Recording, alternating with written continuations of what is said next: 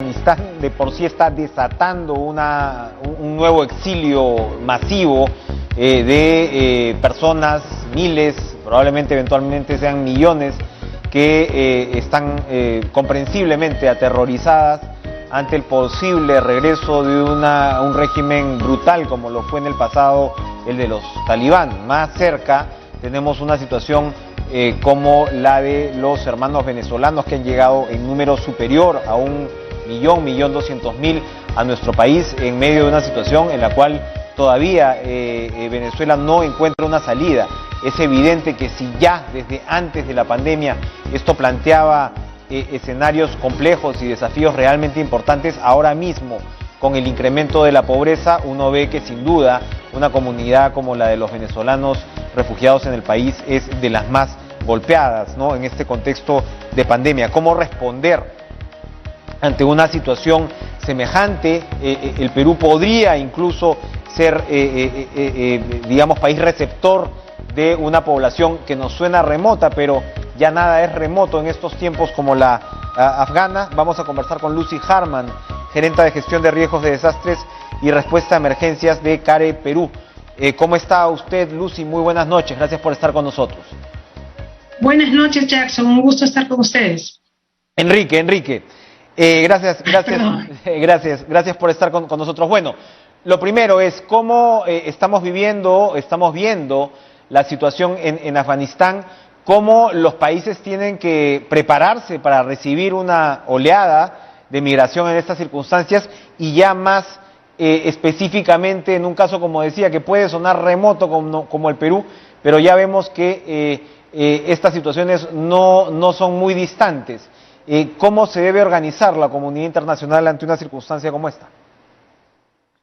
La verdad es que en este momento, en el caso del Perú, como bien decías hace un rato, estamos en dos crisis simultáneas.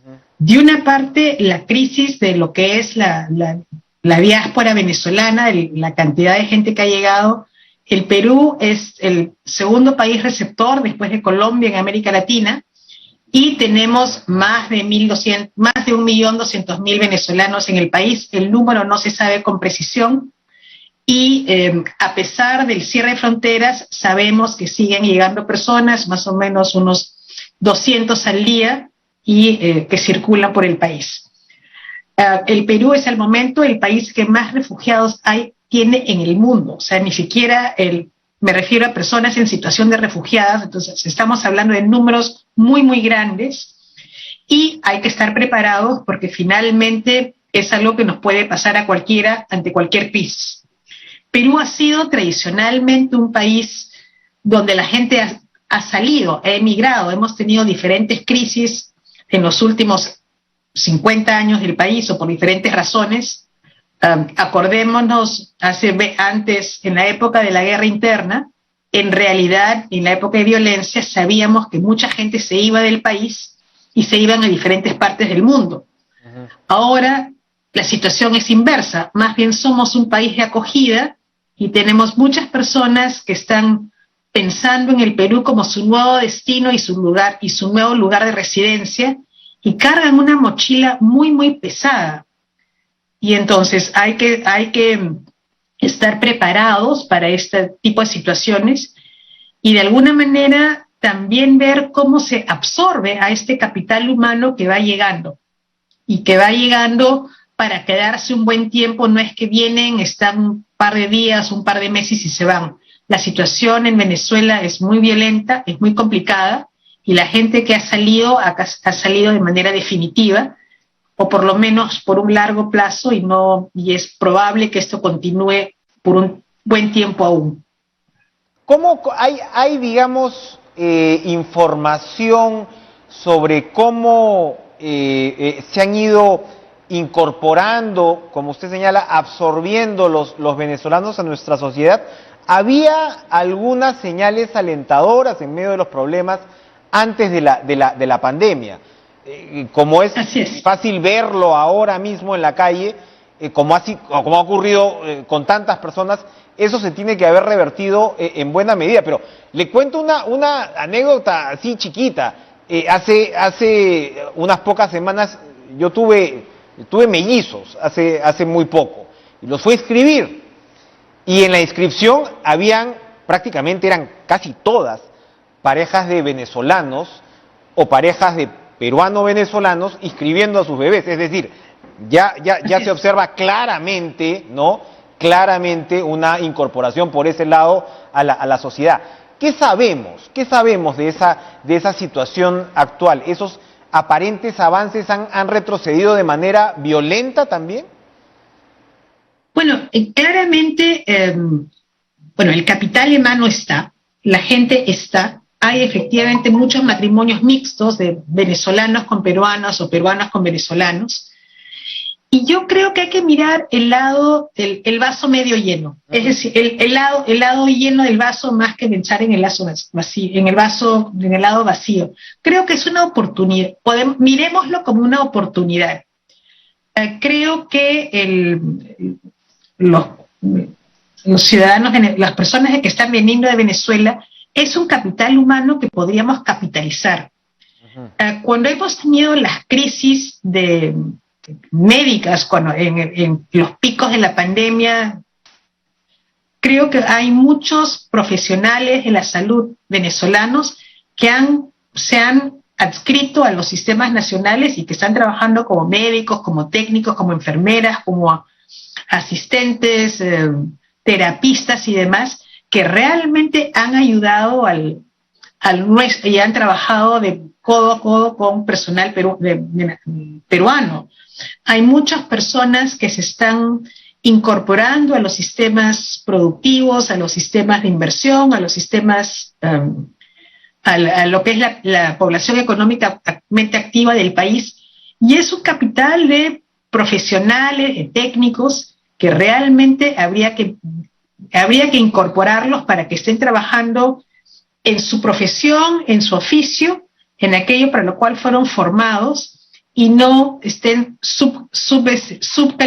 trabajando en otras actividades por debajo de su formación. Yo creo que es una oportunidad, porque es un capital humano que, entre comillas, no le ha costado al país.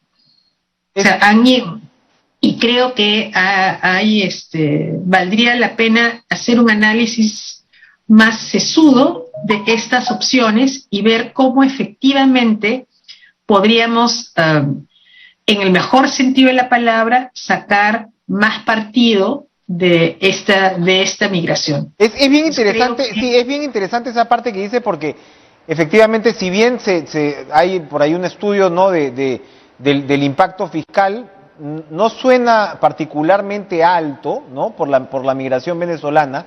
Y un especialista me decía hace algunos días, un economista, decía que, claro, antes precisamente de la pandemia lo que se había visto era que efectivamente la economía peruana había aguantado a la migración, es decir, no había resultado desfavorecida, no se había dado este famoso lugar común de que el venezolano le iba a quitar el puesto de trabajo al peruano.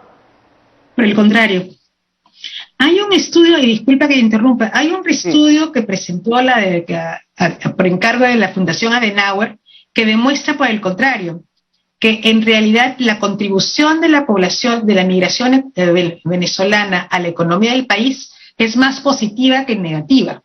Es decir, hay que hacer la suma de lo que contribuye a la población económicamente activa en términos de ingresos, oficios, impuestos y demás, con respecto a lo que le cuesta al país pagar servicios de salud, de servicios educativos, servicios de protección que da el Estado.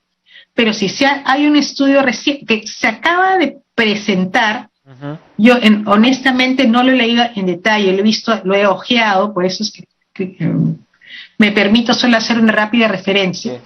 El balance es positivo, entonces que en realidad está aportando más la diáspora venezolana, está aportando más a la economía peruana de lo que le cuesta. Perfecto.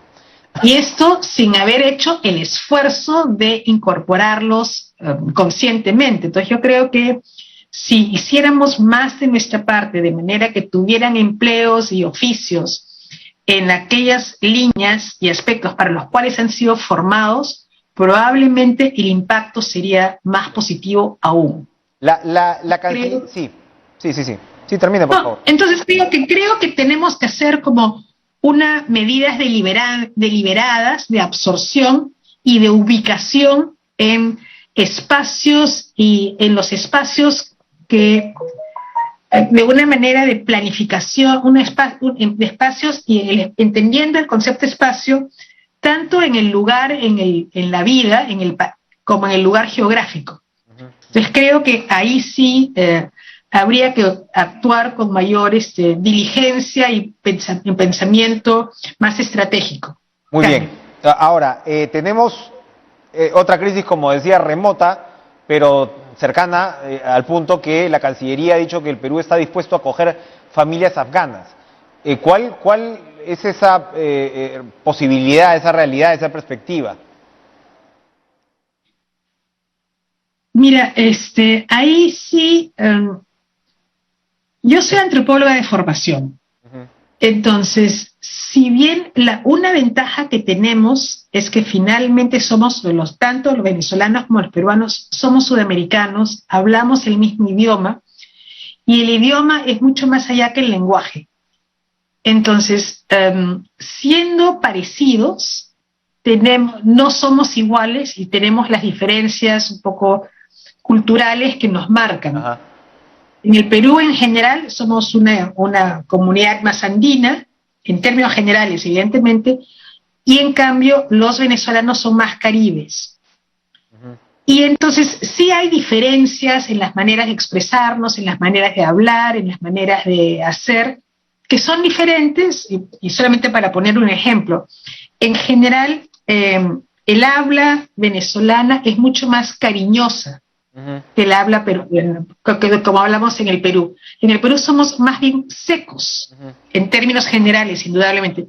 Nosotros, en general, una mujer peruana no se va a referir, no va a hablar con una persona que no conozca, oye, mi amor, ¿qué te parece? Sí, simplemente porque no es la manera de expresarnos. En cambio, en otros países y en otras regiones sí lo hacen, y a veces eso es malinterpretado como un acercamiento y una oportunidad, y es más bien visto como un elemento de coqueteo, cuando en realidad no hay nada parecido. Es simplemente la forma en cómo se expresan y comunican. Y eso nos pasa en países y en comunidades donde hablamos el mismo idioma.